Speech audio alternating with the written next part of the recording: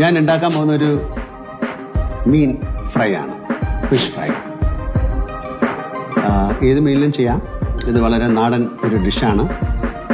ഞാൻ ചെയ്യാൻ പോകുന്ന കാളാഞ്ചി, അതായത് സീ ബാസ് എന്ന് പറയുന്ന മീനാണ്. ഇത് ഡയറക്ടർ പ്രിയദർശന്റെ അമ്മയുടെ റെസിപ്പിയാണ്.